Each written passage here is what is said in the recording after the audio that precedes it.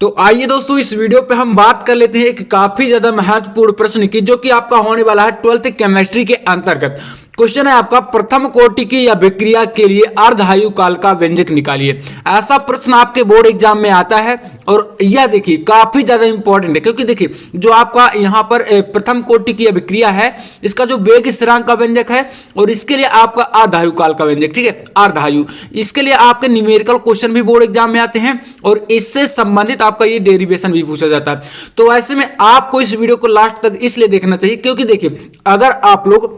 इस डेरिवेशन को नहीं कर पाएंगे तो आपसे फार्मूला नहीं बनेगा, और आपको अगर फार्मूला नहीं आएगा तो आप जो है न्यूमेरिकल क्वेश्चन को नहीं सॉल्व कर सकते। तो मैं आपको बिल्कुल बेहतरीन तरीके से बताने वाला हूं कि कैसे आपको इसको करना है, और बोर्ड एग्जाम में अगर आपका इसका जो है व्यंजक आता है तो भी आप बिल्कुल एकदम अच्छे तरीके से करने वाले हैं। यहां पर देखिए क्या होता है, आपको क्या होता है, मतलब समझ में नहीं आ पाता तो आप लोग वहां पर जो है नहीं कर पाते, मतलब आप रटने की कोशिश ज्यादा करते हैं और समझते नहीं है। तो यहां पर मैं आपको बताऊंगा, सबसे पहले परिभाषा को देख लीजिए, उसके बाद मैं आपको इसको जो है गणितीय निरूपण करके बताने वालों कि कैसे करना है। देखिए परिभाषा आपकी क्या कह रही है कि किसी अभिक्रिया के आधे भाग को पूर्ण होने में लगने वाले समय को ही, या अर्थात किसी अभिक्रिया के प्रारंभिक मात्रा के आधे के भाग के क्रिया करने में लगने वाले समय को उस अभिक्रिया का अर्धायु काल कहते हैं। मतलब दोस्तों आप समझ रहे हैं, जैसे कोई रिएक्शन है, ठीक है,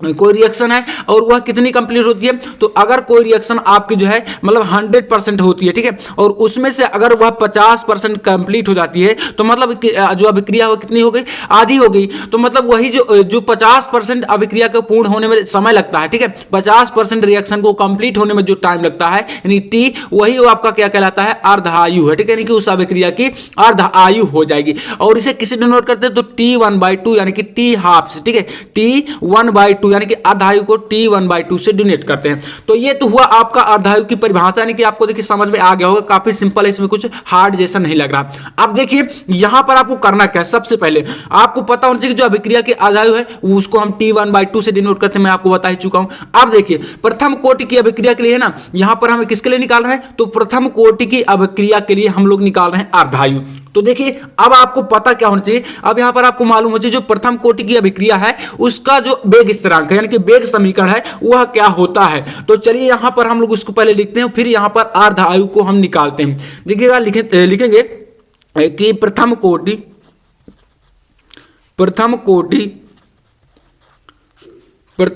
की अभिक्रिया, ठीक है, जो फर्स्ट ऑर्डर रिएक्शन होती है उसका आपका वेग समीकरण क्या होता है, प्रथम कोटि की अभिक्रिया का वेग समीकरण, ठीक है, वेग समीकरण आपका क्या होता है, तो ये आपका होता है K इक्वल टू, ठीक है, K इक्वल टू 2.303। देखिए इसको मैंने प्रथम कोटि की अभिक्रिया का जो वेग समीकरण है इसका पूरा कंप्लीट डेरिवेशन मैंने बताया यार, बहुत ज्यादा इंपॉर्टेंट है, समझ लीजिए आप लोग इसको बिल्कुल कर लीजिएगा, इसमें आप लोग बिल्कुल भी कोई लापरवाही मत करिएगा। तो ये होता है 2.303 और यहां पर आपका होता है log इंटू log 10 का ये बेस होता है इसमें, और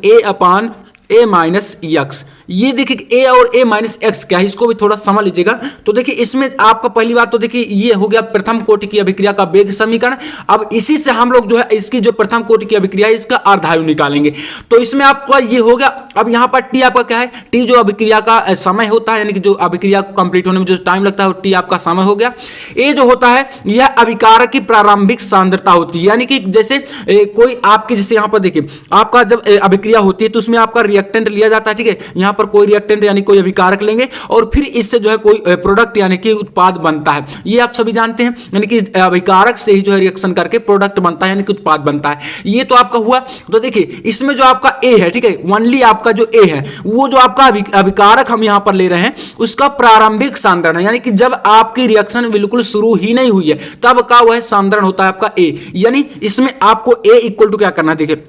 ए बराबर हो जाएगा अभिकारक का प्रारंभिक सांद्रण, ए इक्वल अभिकारक का, यानी ए बराबर आपका अभिकारक का प्रारंभिक सांद्रण, यानी कि जब शुरुआत में आपकी रिएक्शन जो कंप्लीट नहीं होती उस टाइम का यह सांद्रण होता है, ठीक है, ए आपका प्रारंभिक सांद्रण। अब देखिए a माइनस एक्स क्या होता है, तो a माइनस एक्स जो है आपका ये होता है जो t समय पश्चात, यानी कि जब आपका अभिक्रिया जो है कुछ कंप्लीट हो जाती है, जितने समय में आपको अभिक्रिया का निकालना है उतना ही समय आप यहां पर मान कर चलिए। तो हम लोग यहां पर t लिखेंगे कि t समय पश्चात ये आपका सांद्रण होता है, t समय पश्चात, जैसे हम लोग यहाँ पर अर्ध आयु के लिए निकालेंगे तो यहाँ पर टी हाफ लेंगे, तो इसलिए यहाँ पर अभी थोड़ा समझिएगा, टी समय पश्चात जो है मतलब अभिकारक है टी समय बाद उसका जो है सांद्रण हो जाएगा। तो टी समय पश्चात अभिकारक का सांद्रण, ठीक है, A-X होता है सांद्रण। अब देखिए इसके बाद इतना आपका हो गया, तो यहां पर हम मान लीजिए देखिए अर्ध आयु के लिए हम निकाल रहे हैं, यानी कि आधे समय के लिए निकाल रहे हैं ना, तो हमारा टाइम क्या हो जाएगा, टी हाफ होगा, यानी कि टी आपका जो है आधा होगा, यानी कि अर्ध आयु के लिए हम निकाल रहे हैं। तो टी हाफ के लिए हमारा सांद्रण क्या हो जाएगा, A-X के बराबर होगा, क्योंकि देखिए समय हमने यहां पर लिया है और समय हम अपने हिसाब से लेंगे, हमें आधे का चाहिए तो हम आधा टाइम लेंगे, और अगर पूरा 100% रिएक्शन का लेना तो पूरा समय हम लेंगे, जो भी हमें चाहिए वह हम अपने हिसाब से लेंगे। तो हमें यहां पर क्या निकालना है, अर्ध आयु के लिए निकालना है, तो इसलिए हम यहां पर टी हाफ जो है वो सांद्रण हमारा A-X के बराबर हो जाएगा, यानी कि आपका प्रारंभिक सांद्रण जो है इसका आधा, तो अर्थात ये आपका A जो है ये भी आपका आधा हो जाएगा, यानी जो A-X है वह टी हाफ के लिए A/2 हो जाएगा, यानी कि आपका प्रारंभिक सांद्रण जो है वह आधे समय में आधा हो जाएगा, यानी कि A/2 हो जाएगा। जो A आपका है वह प्रारंभिक सांद्रण है, और इसलिए आपका टी हाफ यानी कि आधे समय में जो प्रारंभिक सांद्रण है वह भी आधा हो जाएगा। तो उम्मीद है आप लोग ये जो स्टेप है इसको समझ गए होंगे। अगर आप इसको समझ लिए तो समझ लीजिए आपका जो डेरिवेशन है वह बिल्कुल आप कर ले जाएंगे। इतना करने के बाद आप देखिए यहां पर आपको इसको फिर से यूज में लाना है, यानी कि इसको आप लोग समीकरण नंबर 1 मान लीजिए, ये आपके बहुत काम की चीज है। अब इसमें देखिए क्या करेंगे, यहां पर जो है इस समीकरण को फिर से यहां पर लिखना है। तो देखिए यहां पर आपका ये समीकरण क्या है, K = 2.303 अपान ये क्या है, टी है, ठीक है। अब देखिए लॉग यहां पर 10 का बेस है इसका, ठीक है, A/A-X। अब इतना आपका है, इसमें क्या करेंगे, हमें चाहिए कि यहां पर समय निकालना है, तो हम t को क्या करेंगे यहां पर ले आएंगे और k को हम यहां पर पहुंचा देंगे, क्योंकि हमें यहां पर अर्ध आयु निकालना है ना, और अर्ध आयु मतलब टाइम, तो हमें टाइम चाहिए, तो हम t को यहां पर लाएंगे और k को, या जो बिग स्थिरांक है इसको यहां पर रिप्लेस कर देंगे। तो यहां पर क्या करेंगे, t को हम यहां पर लाएंगे, तो लेकिन आपको अर्ध आयु का समय लेना है, तो इसलिए यहां पर आपका t हाफ आएगा, ठीक है, t आपका 1/2 आएगा, और इसके बाद 2.303, और यहां पर आपका जो k है ये बटे में आ जाएगा, और यहां पर आपका log 10 का बेस रहेगा, और ये आपका a आपका प्रारंभिक सांद्रण वही रहेगा, लेकिन जो A-X है ये आपका चेंज हो जाएगा। A-X की जगह पर आप जो A/2 लिखेंगे, क्योंकि जो ये तीनों वैल्यू है ना बराबर है, तो हम यहां पर क्या करेंगे, इसको जो है A/2 की जगह, यानी कि A-X जो है ये आपका t समय पश्चात, यानी कि T1/2 समय में आपको ये सांद्रण हो रहा है, यानी कि A-X के बराबर आपका A/2 है, तो हम यहां पर इसकी जगह पर पूरी इसकी जगह पर A/2 लिख सकते हैं। तो इसलिए यहां पर क्या करेंगे, A/2 करेंगे, और जो बटे का 2 है, ठीक है, बटे का जो 2 रहेगा वो ऊपर जाएगा, तो ये आपका इसमें 2A हो जाएगा इस प्रकार से। तो यहां पर A से A को आपको कैंसिल करा देना है, बचेगा क्या, देखिए यहां पर आपका बचेगा T1/2 = 2.303, और ये बटे में आपका K हो जाएगा, और यहां पर log, और ये आपका देखिए log 10 का बेस है, और ये आपका 2 हो जाएगा। तो मतलब log 2 की वैल्यू आपको पता होनी चाहिए। तो देखिए वैसे आपका बोर्ड एग्जाम में अगर ऐसा क्वेश्चन आता है तो log 2 की जो भी मतलब लॉग की वैल्यू होती है वह आपको क्वेश्चन पेपर में पीछे की तरफ दी हुई मिलेगी, तो आप लोग को जो है परेशान होने की जरूरत नहीं है। तो यहां पर आपका देखिए ये T1/2 आपका जो है ये आपका 2.303 हो जाएगा,